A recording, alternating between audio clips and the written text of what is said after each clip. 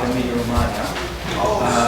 This morning Tim referred to it, and I'm going to go into a lot more detail. And I'm really going to be looking at three things, if I can get through all of them. When I talk about a co-op economy, I'm not just talking about cooperatives. That's the first thing I should point out. That in my visits to this region and in my sort of understanding of what a co-op economy means, and framework for a co-op economy, it extends beyond simply the co-op sector itself. And in my mind, what's interesting, most interesting about this particular region is how the co-op idea, the co-op model, has migrated outside of the co-op movement itself to have a major impact on the entire structure of the broader economy as well. And so I'm going to be spending a fair bit of time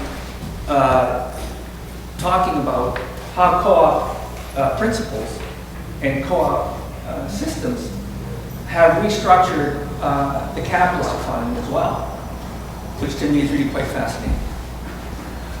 So we're talking about the Emilian model originally referred to these manufacturing districts in northern Italy, and how small capitalist firms and medium-sized firms were working together to create very powerful clusters of businesses that were doing phenomenally well in terms of global markets.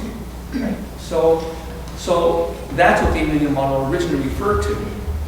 But I now refer to it as a model that encompasses the capitalist economy, the co-op economy, and more recently, how the co-op model has really played a major role in transforming social care. Right?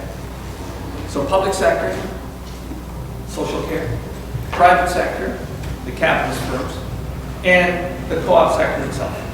All three of them are now, in my mind, included in this conception of a cooperative.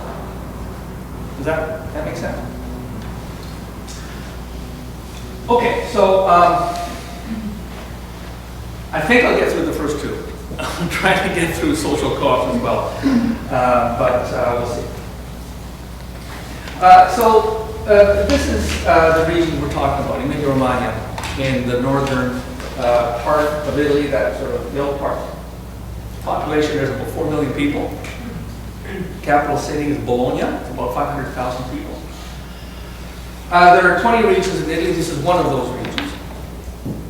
And these two last figures, the GDP per capita being about 30% above the national average, and it being the second highest performing economic region in Italy. Those two figures are still true. What is unclear right now, given what Italy and the rest of the sort of countries in Europe are going through, is what the unemployment rate is, right, and kind of how that's impacting the region. It's been a couple of years since I've actually been there. But traditionally, in really hard economic times, during recessions, for example, in the past, this region has done better, both in terms of employment, in terms of exports, in terms of production generally, than the other regions in Europe. And when I was most involved with this, it's not only the second highest performing economic region in Italy, it's also the 10th highest performing economic region in Europe as a whole. Europe has about 120, 122 economic regions. This region is consistently in the top 10. That's Bologna, the capital city. Of course, a very ancient city. It's also home to the University of Bologna, which is the oldest university in Europe. And one thing that people don't know is that the University of Bologna was one time run like a co-op. the students of the university actually hired the professors, right? And had the final say both in hiring professors, in the curriculum, right? It was really a democratically run university. And of course, it's like you might expect. This is the Via Zamboni. This is the heart of the university district. And it's a very young city and a very old city at the same time. There are students coming here still from all around the world. This is one of the most famous universities in the world. And also has, and this has been very, very important, both for the co-op sector and for the rest of the economic, the sectors of the region, is a faculty of economics at the University of Bologna, which has a particular focus and a specialty in civil economy and cooperative economy. So it's been a source of really important research and the cultivation and exploration and expansion of cooperative culture in the region. So that link between a university that has a focus and developed expertise and theory around co-op economies and co-op culture, and the relationship of that in cultivating and enriching the co-op ethos of the region has been very important. And it's an area that's very rich also in craftsmanship. You see evidence of this everywhere you go, in the public buildings, in the products. Craftsmanship is still a key part of how people think about manufacturing. Manufactura, the original term of manufacturing, means something is made by hand.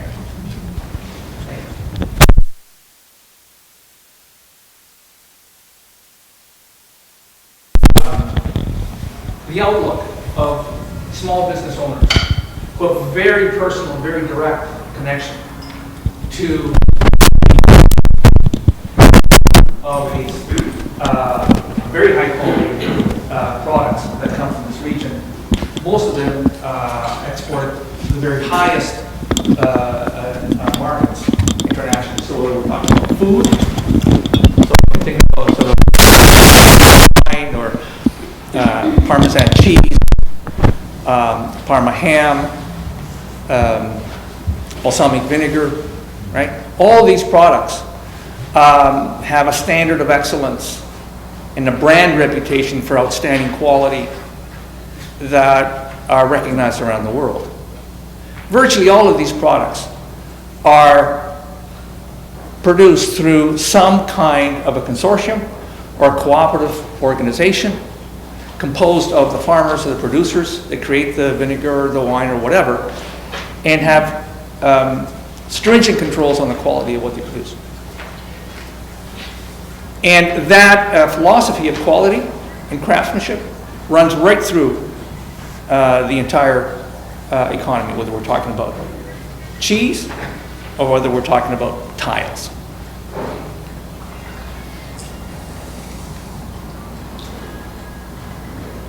So many of these products, whether we're talking like leatherwork, leatherware,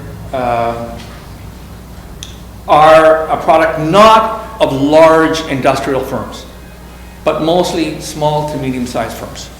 Most of the firms in the region are about 400,000 businesses in a population of 4 million people. That makes it one enterprise for every 10 people.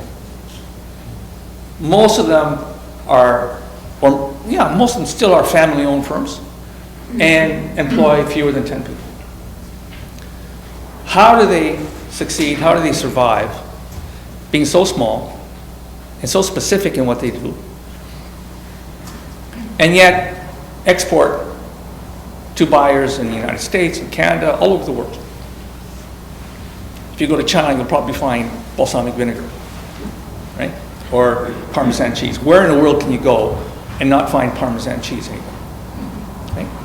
But Parmesan cheese is still a product of very small dairy farmers that have collaborated through their co-op to create, this wonderful product. So the key elements of this economic system. The way I've interpreted it is like this.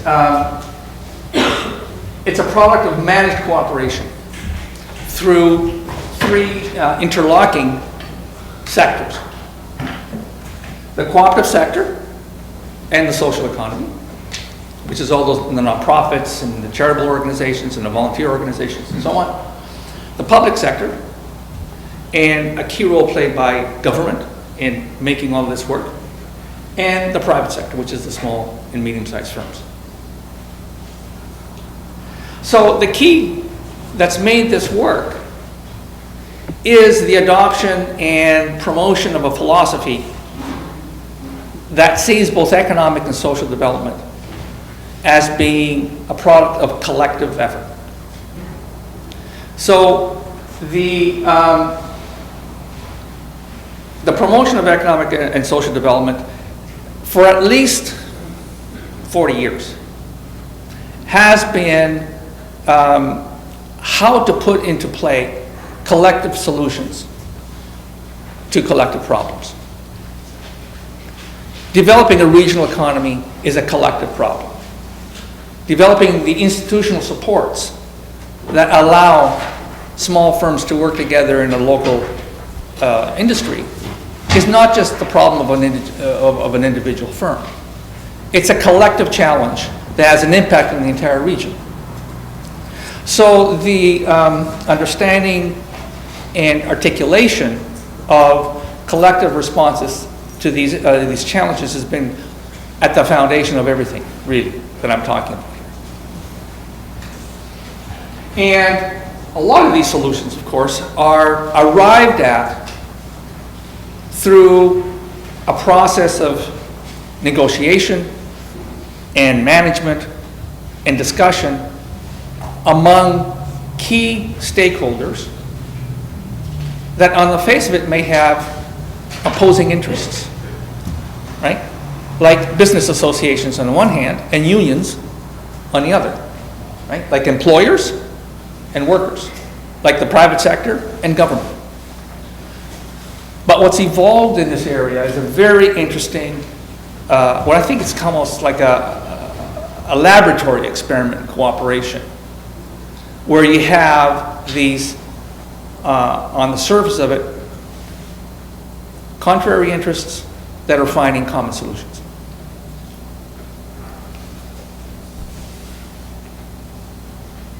And one of the things that happens is that once you have these kinds of relationships that are established between the public sector and the co-op sector and the capitalist sector, it all becomes very intertwined. The institutions that are established to promote economic development, for example, are institutions that touch every corner of the system. And what I've discovered is a change in one part of the system has a ripple effect right through the system because of these institutional relationships that have been built up. So these are some of the key factors. Since the Second World War, right after the Second World War, the government that came into power in this region, also in the neighboring region of Tuscany, were very strong socialist governments.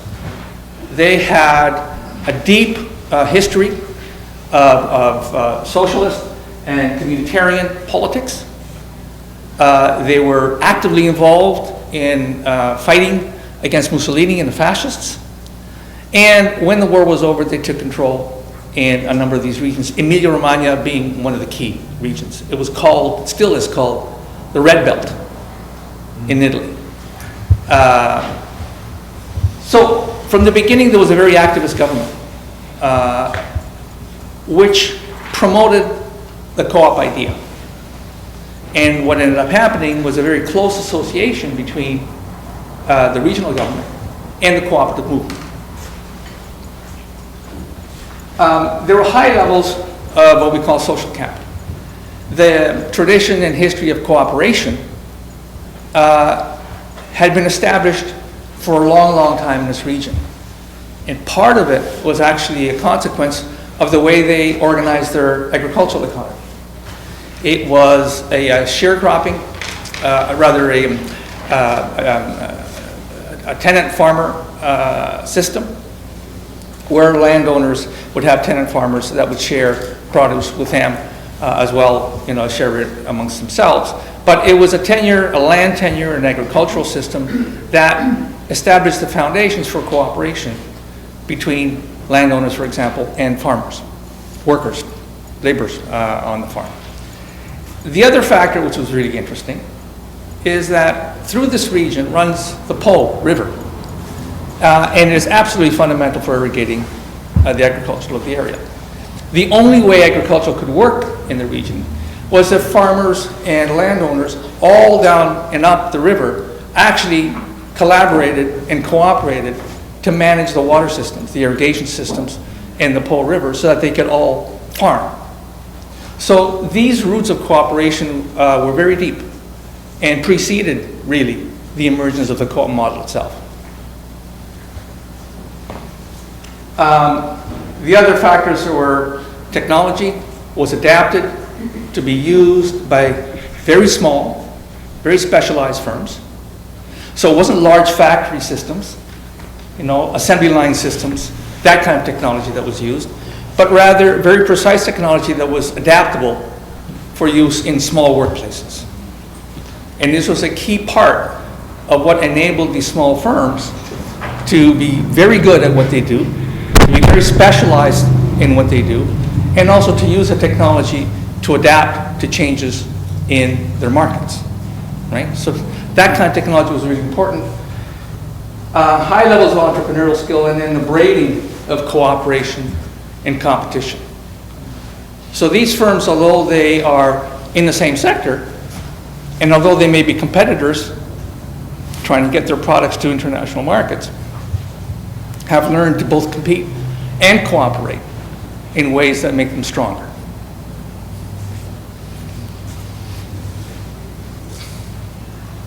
The cooperative economy itself. There are about 8,000 co-ops in Emilia Romagna. They account for about a third of the region's GDP, which is huge. In fact, the largest of the enterprises in Emilia Romagna are typically co-ops. About 3 in 4 Bolognese belong to a co-op of some kind. And it's probably the highest per capita density of co-ops in Europe.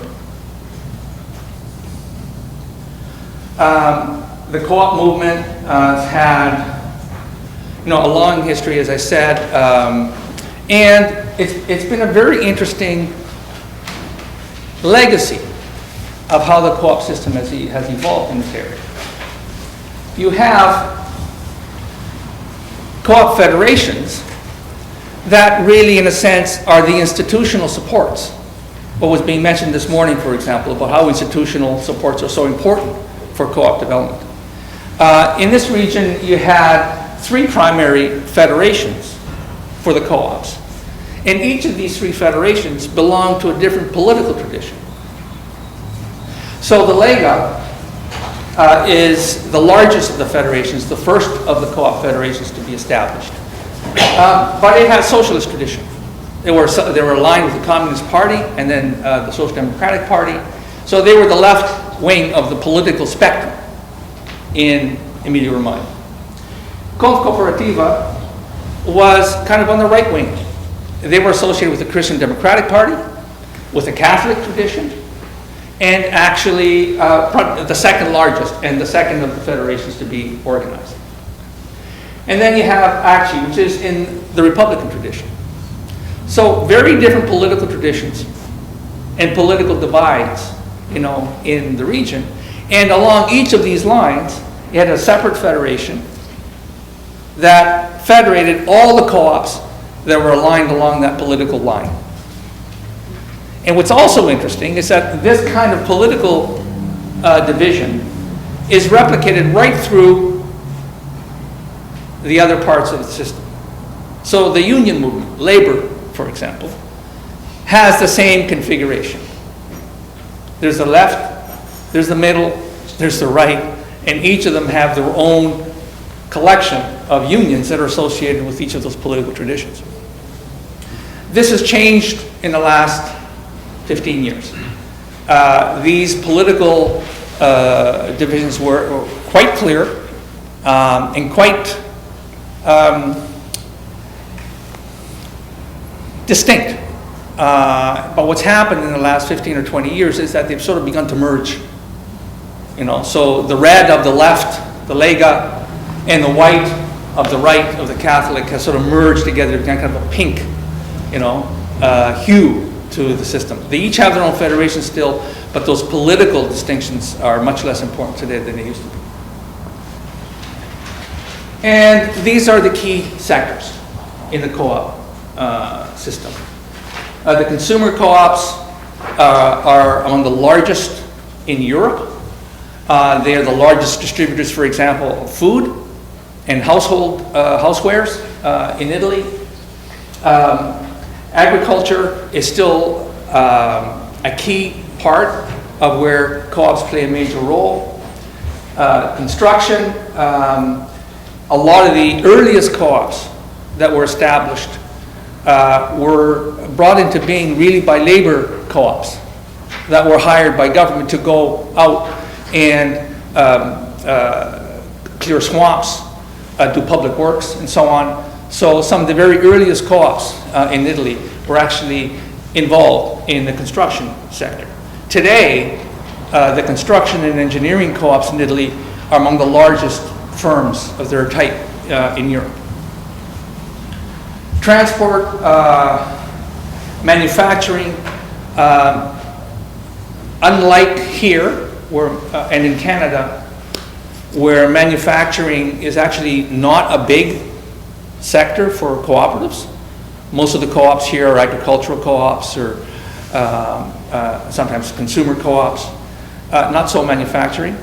But here, manufacturing co-ops are quite large, and I'll be going into detail in one of them.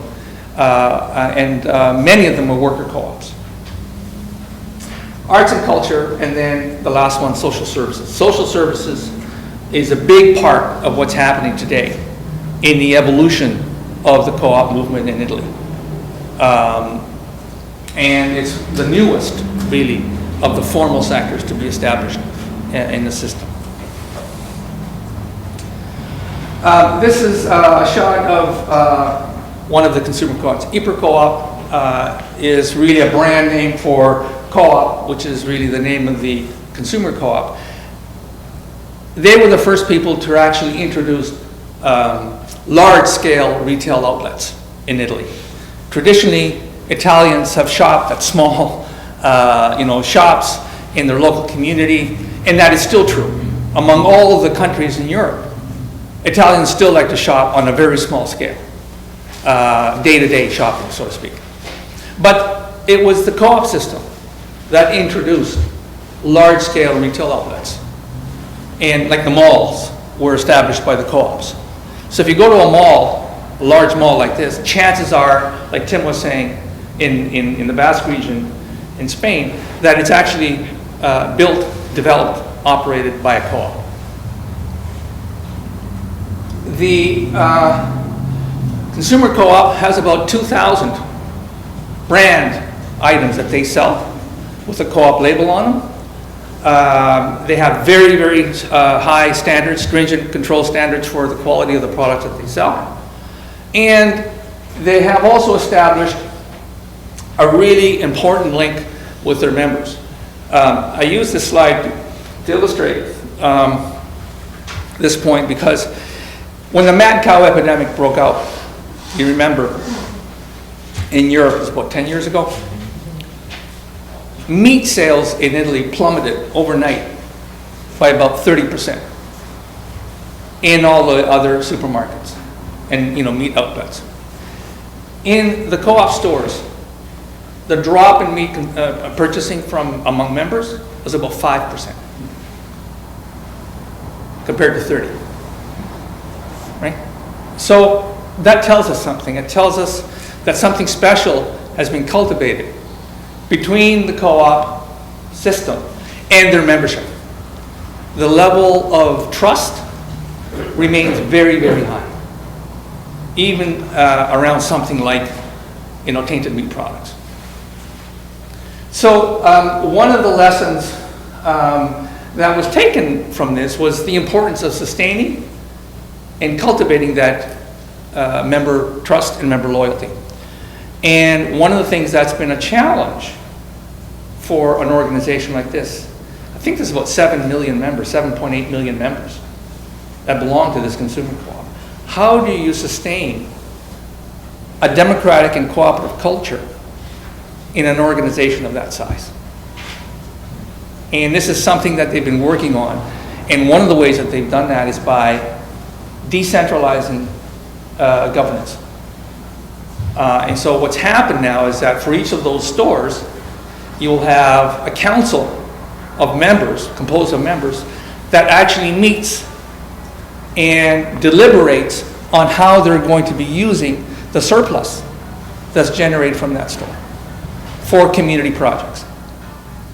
So members have a very active role in defining, what is the relationship of that co-op to the community, and how do they use the money that's generated as a surplus from that co-op to support their members and to support community at a local level. So that's the food system. And I just sort of just pass it by very quickly, but it is really a monolith, in the co-op system in Italy. Arts and culture is another area where co-ops are very important. Emilia Romagna has the highest per capita investment in arts and culture in Italy.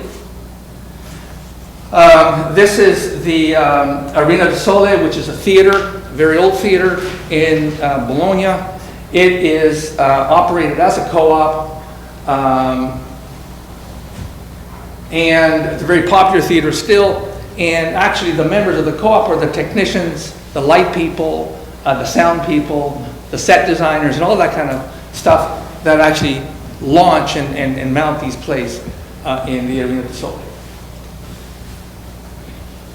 And then when we look at manufacturing, one of the, probably the best example that I provide in terms of giving you a sort of a sense of the scale of these co-ops is Sacmi. Sacmi started off just after the war with a group of 11 unemployed iron workers. And they came together and they started producing small, we also worked in gas and appliances and so on. But very quickly they shifted to tile production and machines for the ceramics industry. Today, Sacmi is a global, international cooperative. There are about 340, 360 members that live and work in Imola, which is that little town that Tim pointed out to this morning. But they also employ a much larger workforce that are not yet members. Right? And they operate in probably 18 or 19 countries around the world. So they are a global co-op, still managed and directed by about, say 400 worker members in the small town of Imola. There is a waiting list to become a member, and the cost of becoming a member of Sacmi is in the order of $170,000 to $180,000.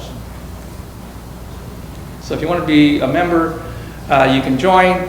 After a period of probationary time, you have to be nominated by your fellow employees, and to purchase the shares to join the co-op, if you don't have $170,000, $180,000 handy, the co-op will basically provide you with a program of about 15 years where you're paying off your shares through a salary reduction over the course of that time. What's interesting about this system is when you leave the co-op, you get that money back, plus interest.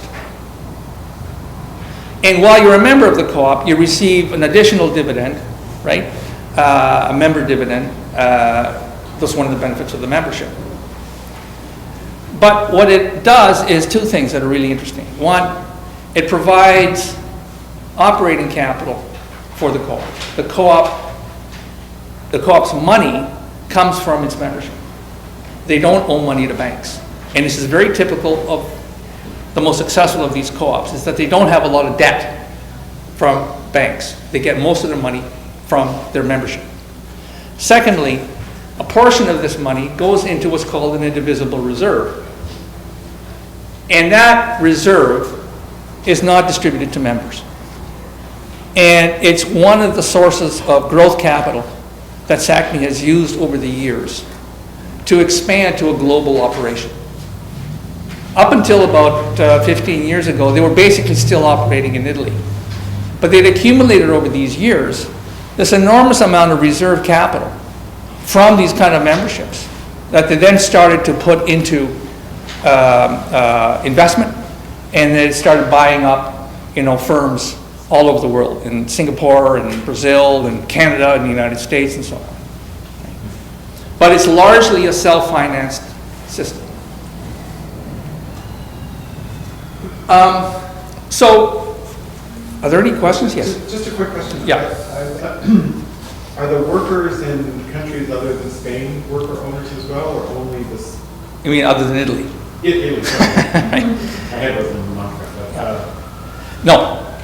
No, those firms, if they start off as conventional capitalist firms, they continue to operate in that way.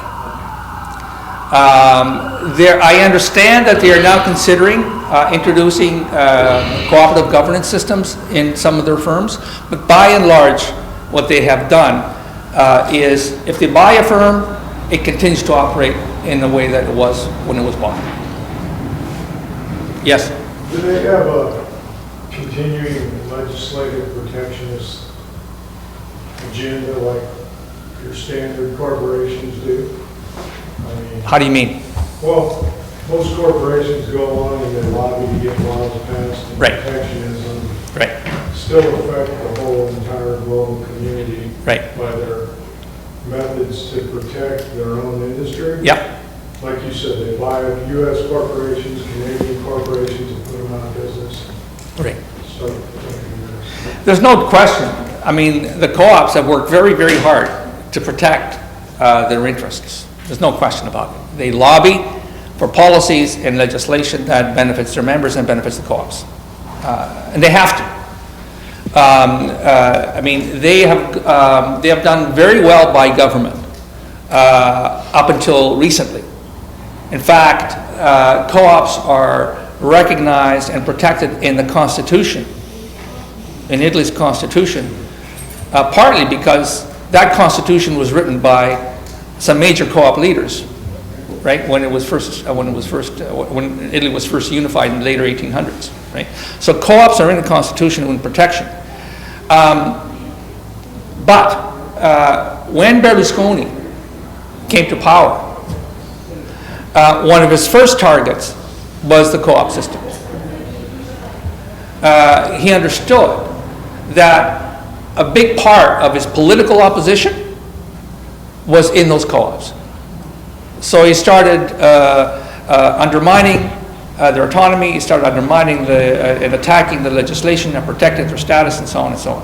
So what's happened is that there are now certain restrictions, especially on large co-ops, manufacturing co-ops like Sacmi, that constrains them to do business with over 50% being their members in order for them to have the protected status they have in the legislation. If they do not do over 50% of the business with members, they are not protected, in the tax code and so on. Right? So it's had that impact. Berlusconi had that impact. But that took a major battle to get that compromise. When Berlusconi came in and started tampering with the co-op legislation, the largest demonstration in Italy since the end of the Second World War descended on Rome. 1 million people descended on Rome. 1 million people, right? And fought back, the proposed changes to the legislation. So he had to compromise. Did they deal with the lobbying co-op? Sorry? Did they deal with the lobbying co-op? The lobbying co-op. Lobbying co-op, yeah. Maybe. That's a good point. Good point. Probably there was. I wouldn't be surprised. Right? So no, those protections are fragile, Yeah. right? And they had to be very vigilant and massive organizing effort to get those people to fight back. Part of the effort, of course, was supported by Cooperativa.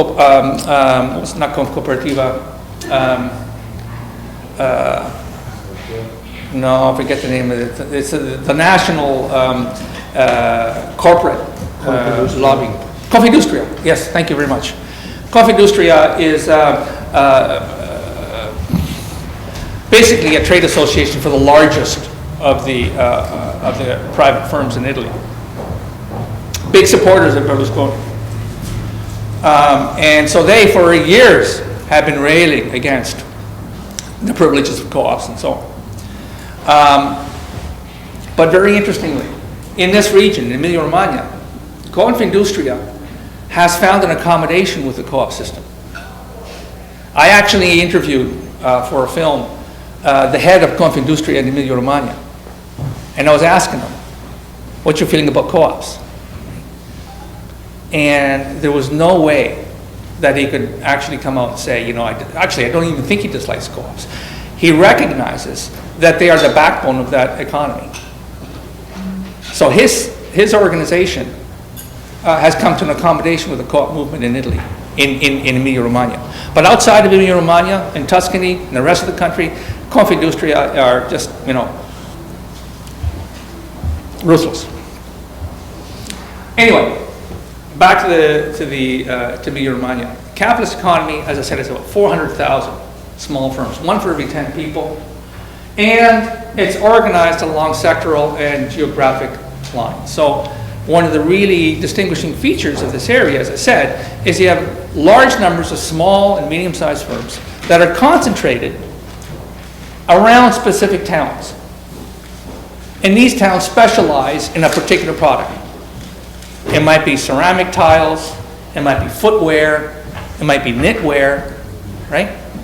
But the logic of the system is how to organize all of these small firms that are working in the same markets or in the same industries so that they actually strengthen each other through cooperation.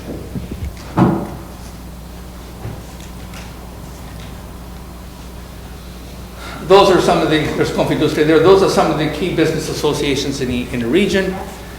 This Confederazione Nazionale Artigianati, the CNA, is an organization, a trade association of small firms, but very radical. It's a business association, but it was on the streets with all those other folks when they marched on Rome, for example. The Association of Small Businesses, the Chambers of Commerce, and so on. Chambers of Commerce. I once took a delegation to a meeting with the Bologna Chamber of Commerce. And I asked them, I said, what is your view of the role of government in the economy? And the response was immediate. They said, if it were not for the support of the regional government, we would not have a successful economic region in this area. The role of government is absolutely indispensable to the support and to the success of small firms. That's from the Bologna Chamber of Commerce. Right?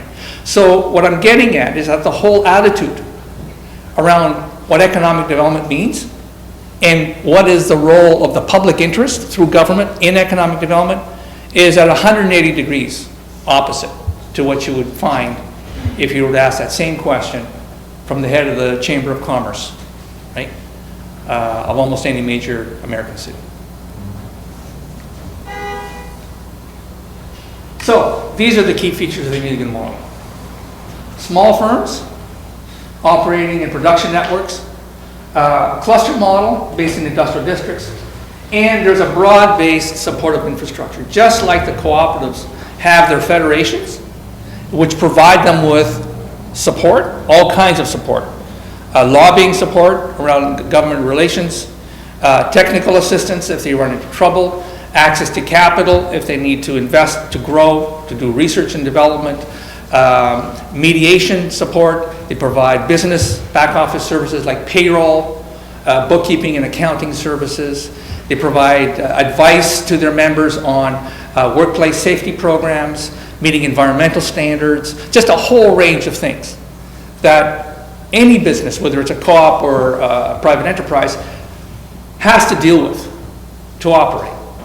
The federations, the co-op federations, provide those services to their member co-ops, and these businesses get those same kinds of services from the CNA, from API, and so on, and the Chamber of Commerce. So even in those, in that capitalist sector, you have a collaborative, cooperative system of institutions that provide them, for example, the Bologna Chamber of Commerce. For the firms that operate in and around the district of Bologna, they do market analyses of the major sectors in countries outside of Europe to allow those firms that are operating in packaging, in services, in manufacturing, to develop relationships and export their products with the kind of market intelligence that they receive from the Chamber of Commerce.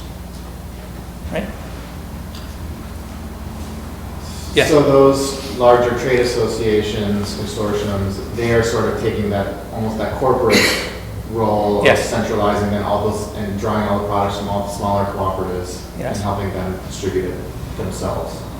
No, play that back to me again. Well, letting the smaller cooperatives Right.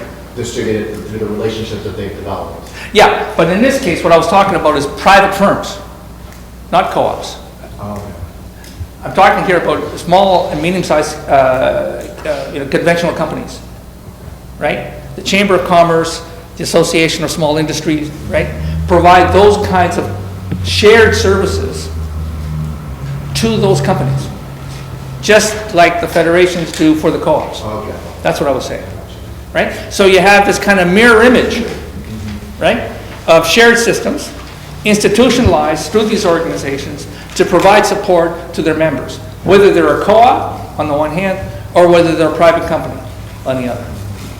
So what you really have is an adaptation of the co-op model for two very different kinds of, enterprise models, right? Yes?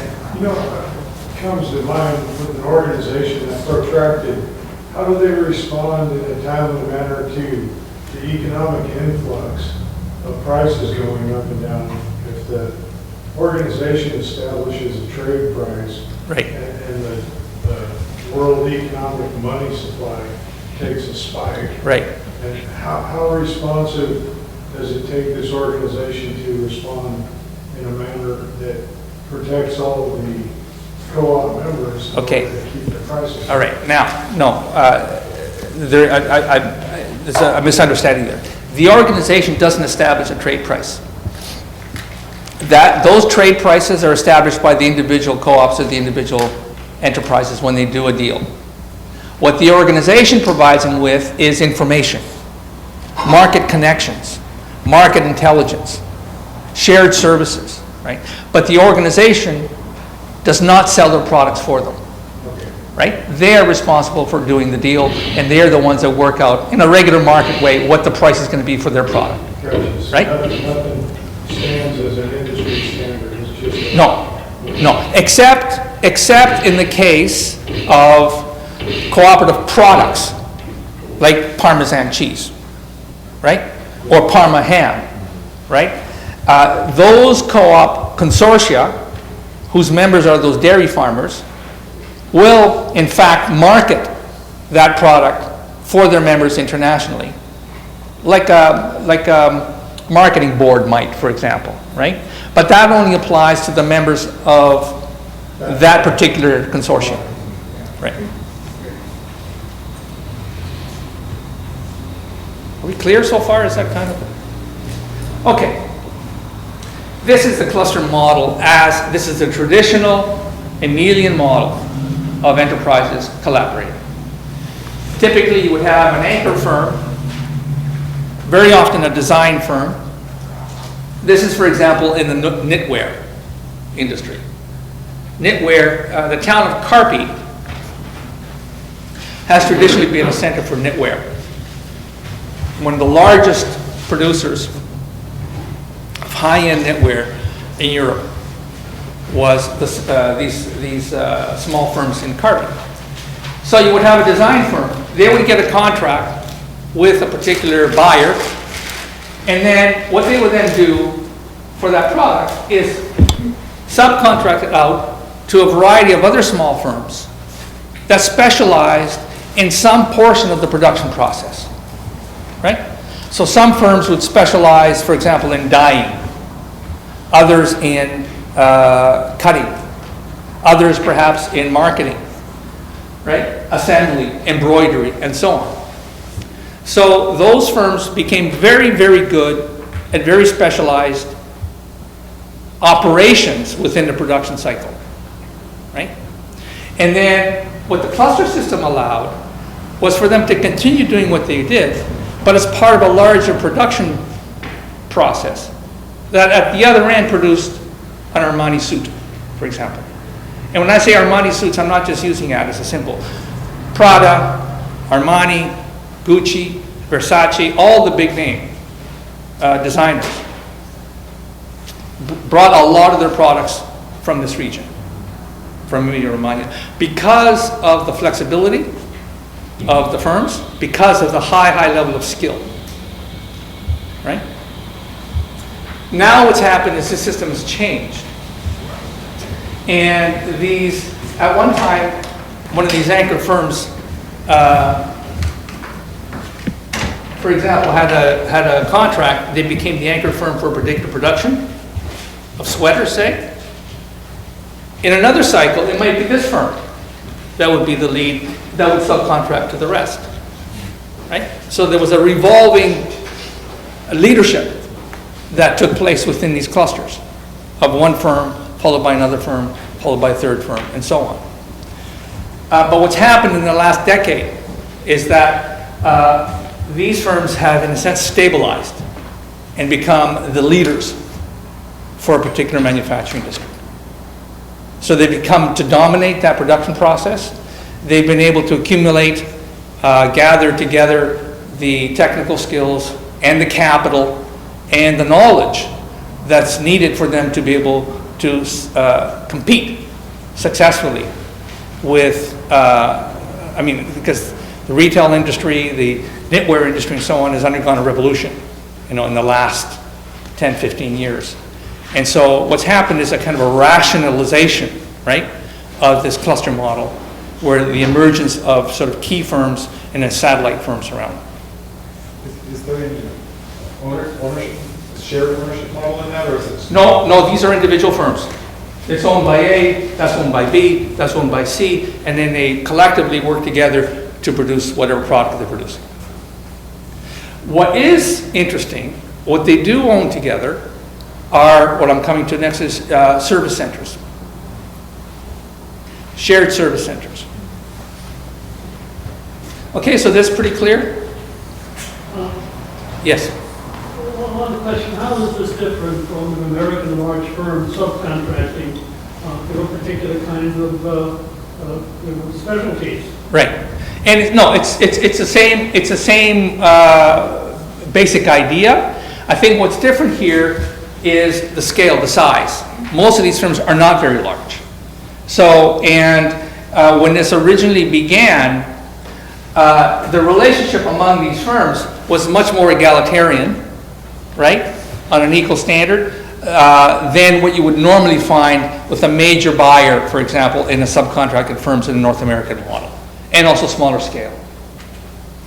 So did what happened for an anchor firm to become a key firm? I mean, did they all want that to happen, or was it agglomeration of power by one outfit?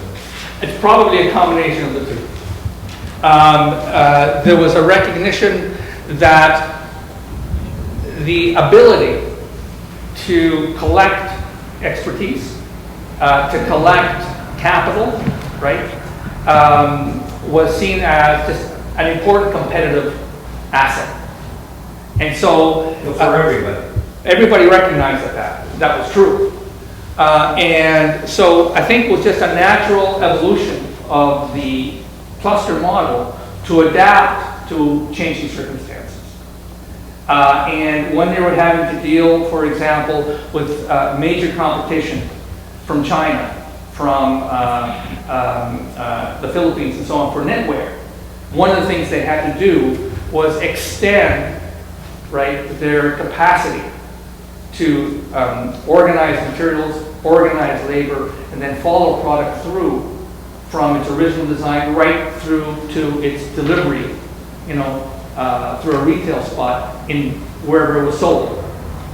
And so that all that process required a certain centralization of skills. So up to that time, they did hold their own against Yes. international corporations. Yes, absolutely, absolutely. So it's the government businesses like China that.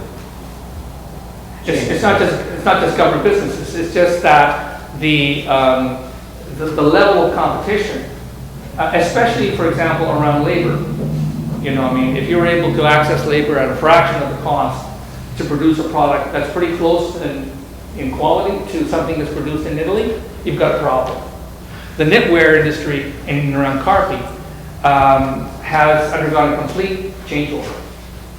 And in fact, some of the traditional industries in Italy have, you know, actually, there's nothing left of them.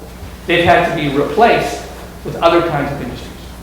But anyway, coming back to the point, there was an evolution of the model so that it became more effective to be able to have an ongoing relationship with external markets by stabilized firms that had contracts, that had long-term relationships with buyers, and that made more sense than for them to become the lead firms, the anchor firms, on an ongoing basis. Right? Specialization. Yes. So, I want to talk a little bit about the regional government and what it did. As I said, a key player in economic development in this region has been the regional government. And up until very recently, there was unbroken succession of left-wing governments in the region. And one of the things that they did, this is about 30 years ago, 25, 30 years ago, is how do we develop a long-term strategy for raising up the economic capacity of this region? About 40 years ago, Emilia Romagna was at the bottom of the region's economically performing in Italy. In the course of 35, 40 years, they've gone to the top. And one of the reasons is because of the role of the government. They set out to do a detailed analysis of what were the strengths and what were the weaknesses of the companies operating in Emilia Romagna. They identified something like 7 or 8 key sectors where there was a history of expertise in the region that included fashion, knitwear, footwear, ceramics, agricultural production, agricultural machinery. And then what they started doing was organize service centers, funded in part by government, and then funded in part by those companies in those sectors. And those service centers then began to provide shared services to the companies in that industry. This is one example. No, I don't have the example. I'll have to describe it to you. In the town of Carpi, knitwear, an organization called CITER, C-I-T-E-R. It's basically an industry, textile industry service center. Its members are all those small knitwear factories that are sprinkled through that area. And what CITER would provide, for example, is market information. They would send agents to the trade shows, the fashion shows in Tokyo, in Milan, in New York, right? And get all the information on what are the fabrics and the fashions and the colors and the textiles and so on that are going to be in the upcoming season for fashion. And they would take all that information and they would bring it back, compile it into a book, and then that would then become available to all the members of the shared service organization. So those small firms no longer had to worry about sending one of their people to Milan or Tokyo or New York to find out what they should be planning for in terms of the next fashion cycle. That was done on their behalf by the shared service organization. It also provided them with training. It provided them, as I said earlier, with payroll, bookkeeping, and the other kind of back office functions that all these tax, avoidance, you do that, for their members. And that was a crucial element in helping these small firms slowly become more and more competitive and rise up, kind of the ladder of performance. So for footwear, for knitwear, for ceramics, and so on. What's happened now in the last 10 years is that all of these formerly government-supported shared service organizations have been privatized. They are now owned by the private sector, by those companies that use them. So they've been handed over. So that's good and bad. On the one hand, the model has been adopted and sort of taken over by the private sector. On the other hand, the role of government in providing that kind of global view, right, of, where does this region need to go economically? What are our challenges collectively? What are our strengths collectively? How do we build on those? That role of government has diminished. And I think that's part of the drift, right? Part of the temper of the times. So kind of the small is better for government, the kind of neoliberal view of the role of government in markets has actually had an impact on this region as well. So have those service centers become cooperatively owned by those businesses that were using their services? They're jointly owned by those businesses. Yes. In effect, yes. They've been privatized, but they still have membership, and they're still controlled by those businesses that use their services. Yes. Do you happen to know when these services started, if the government's, how they got buy-in, how they convinced these businesses that they needed their services? Right. That's a great question. If you were to try the same thing here, you'd have a tough sell to do it. Not just here, but in Canada as well. It helped enormously that there was such a tradition of cooperation in the region before. Right? I mean, the fact that there are 8,000 cooperatives already operating in Emilia Romagna, right? Where everybody has somebody that works in a co-op, was an enormous asset to the social capital and the relational capital that existed between firms, right? So that culture of cooperation was already in place, right? And so when the government said, okay, let's look at ways we can share services to help small firms compete, there was already a familiarity with that concept and a history with it, right? A lot of it owed to the co-op movement, right? And that's why it was much more easy to do it in Emilia Romagna than it would be elsewhere. No doubt. Yes? How much TV do these people watch? Why?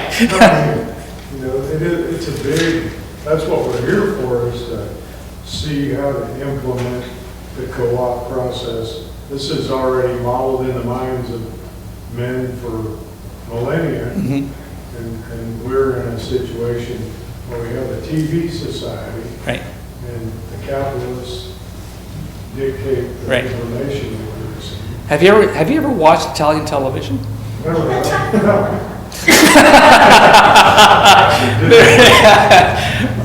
Well, there's no other television like it on the planet. I can assure you that.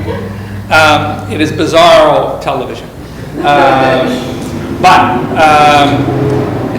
you do have a very distinctive political and social culture in Emilia Romagna and in Tuscany, in the region just below it. It is a culture and it is a political economy that has emerged out of decades of struggle, political struggle. First, the land reform movement. Thank you. The land reform movement, and then the effort to dispel the fascists. Mussolini was born in Forlì, which is about 40 minutes northeast of Bologna. So you had in this region, it was a region of extremes, right? You had the communists on the one hand, and you had the fascists on the other. And so the emergence of this kind of solidarity culture is a product of the political fights that went on over the course just before and after the Second World War. And so it's not an accident that this kind of proactive, solidaristic, socially minded communitarian outlook has evolved. In large measure because the government that was established in Emilia Romagna right after the Second World War looked at the world that way. This would not have happened, would not have been possible without a very determined, a very long-sighted government that was promoting it. Something else that's interesting. The Communist Party in Italy was the largest communist party in Europe, right? Millions and millions of members. It was a weird party. It was unusual in a lot of ways. One of the ways in which it was unusual is they did not reject the market, right? The kind of conventional orthodox view of socialism is the market's an evil thing. We don't want anything to do with businesses, right? We're just concerned about labor. We're just concerned about workers. Employers and bosses are all bad, right? That's the orthodox view. That was never the view that was taken by the leaders of the Communist Party in Emilia Romagna. They recognized they needed to get the small business owners on side. And so they developed these kinds of programs, right? The shared service programs and so on to support small enterprise because they saw it as being indispensable to the kind of economy they wanted to develop. And so co-ops were part of that, right? But they weren't the only part of that. And so when they went along this path to develop this kind of inclusive notion of sort of market socialism, really, is what it was, they got a lot of flack from the Communist Party in Rome, which had a very kind of orthodox view of it, right? And when they were challenged by Rome, and when they were actually demanding of the workers that worked in these co-ops, for example, to choose between co-ops and that kind of market view of economics and the party view in Rome, they got back a very clear response, which was, if I have to choose between my co-op and the party, it's the party card I'm going to tear up. Right? So the co-op tradition and the history of the co-op movement was an enormous stabilizing factor in the evolution of what political economy should look like in this region. And it was a bridge, really, between socialist ideals in terms of solidarity, right? Economic equity, worker control, and so on, and the market, which enabled this transition and this sharing of purpose with small business owners and employers. Because co-ops are already in the market. They already, deal with enterprise and business and markets in a way that orthodox sort of communist thinking really does not. They never accepted that socialism meant state socialism, state control, right? Socialism in Emilia Romagna was always civil socialism. The regional government supported it, was a partner in it, but never really controlled it. Okay? So, the result is, you have a very unique animal in Emilia Romagna. A vibrant, very successful cooperative economy, form like the strict sense, and a larger cooperative economy that includes private sector and government as partners. And in fact, what's happened, these firms, now, when I was originally sort of working on this stuff, the co-ops in Italy were successful. They were pretty well known, but they were still sort of on the margins. What's happened in the last 10 to 12 years is they have now emerged to become some of the largest and most highly profiled firms in Italy. The construction firms, the engineering firms. They are now among the insurance firms. Co-ops, all of them, are among the largest firms in Italy, among the best known firms in Italy, real leaders in the Italian economy. That has only emerged in the last 10 to 12 years. Yes? Yeah, I'm curious, to the extent that you're familiar with the cooperative movement in Trentino, Right. If you could compare the trajectory of Trentino versus Emilia Romagna, you might be able to background Right. on that. If you can. I know Trentino less well, but Trentino, actually, interestingly, Trentino has an even higher concentration of co-ops per capita than Emilia Romagna does. But it's a different tradition. And it's a higher percentage of those firms are actually in the agricultural sector in Trentino. And they also have, I think, a kind of a more hybrid understanding of what co-ops can be. So I visited a number of co-ops in Trentino that are kind of a hybrid model, kind of a semi-capitalist, semi-co-op structure, where, for example, they have lots of outside investors. They issue share capital to non-members. They too have global operations, but they themselves see themselves as being a breed apart from the more sort of social democratic cooperatives in Emilia Romagna.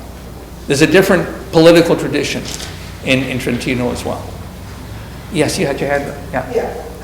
For the role of the government, there's investments, there's regulation, but do they sit on boards? Yes. They do sit on the Yes. boards of co-ops? No, not on co-ops. I thought you talked about the shared service. No, they don't. Okay, because some countries they do. Oh, I know.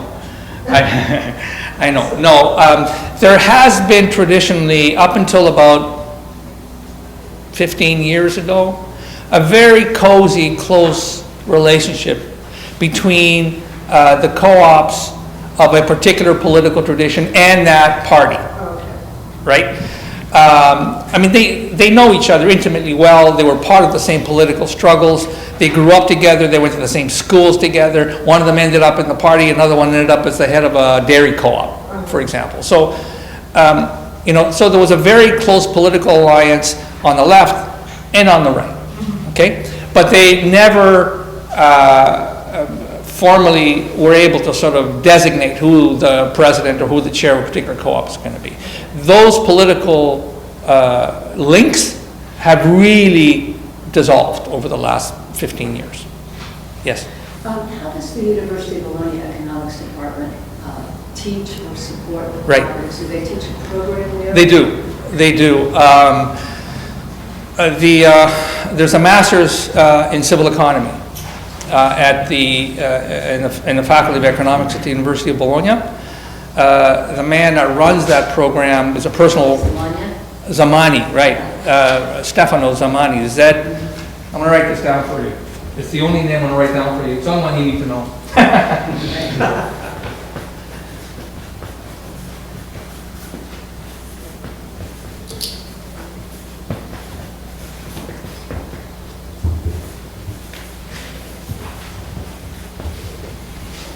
And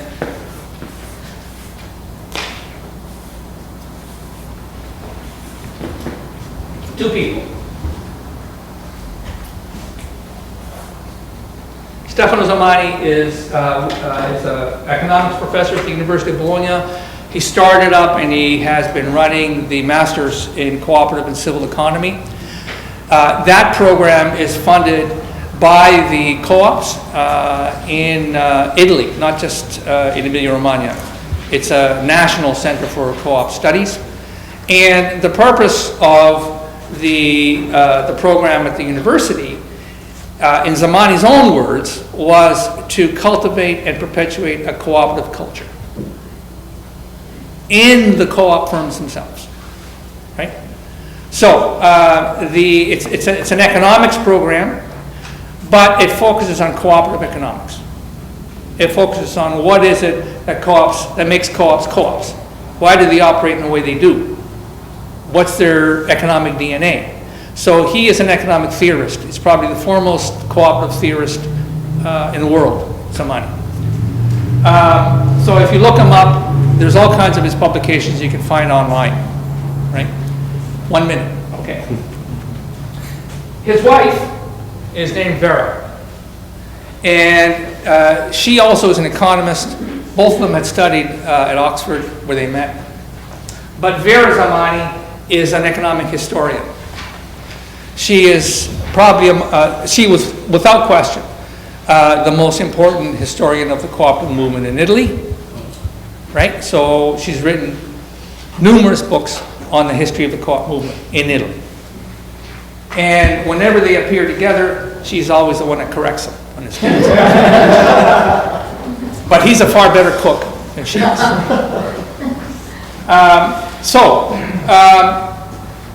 I didn't get a chance to talk about social co-ops. I'm just going to say 2 words about it, and then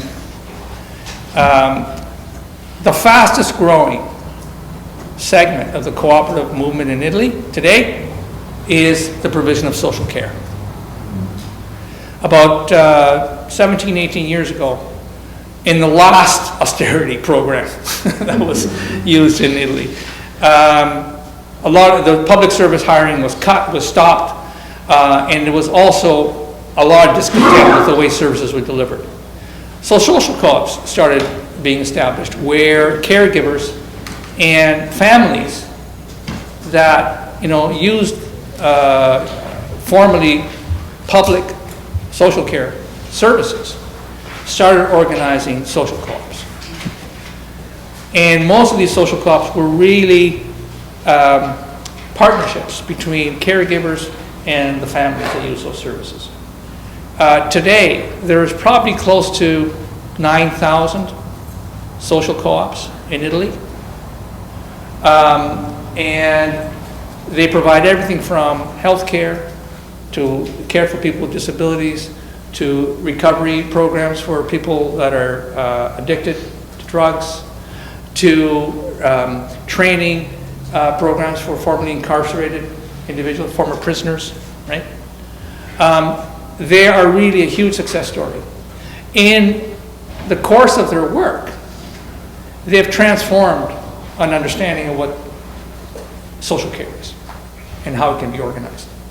So government and the public sector in Italy still has a role to provide funding for public services, but these social co-ops have vastly increased the range of social care that's available. And they are funded from a variety of streams, from government subsidies on the one hand to people receiving those services, to fee-for-service programs for individuals to pay on their ability to pay for services. And many of them actually sell services and products on the market. So they have an entrepreneurial revenue stream as well, right? In the city of Bologna, over 87% of the social care that's provided to the citizens of Bologna are provided under contract of social co-ops. And it's the municipality that, establishes the contractual services with the social co-ops. Again, adult education, a whole range, programs for young people, for homeless, and so on. But it's an astonishing figure when you think of it. When you have a public service program funded by, taxpayer money, but over 87% of those services are actually delivered by the people that work in those services and by the families that use them, actually own and operate those programs. It's an amazing model. Anyway, so I'll just kind of leave it at that.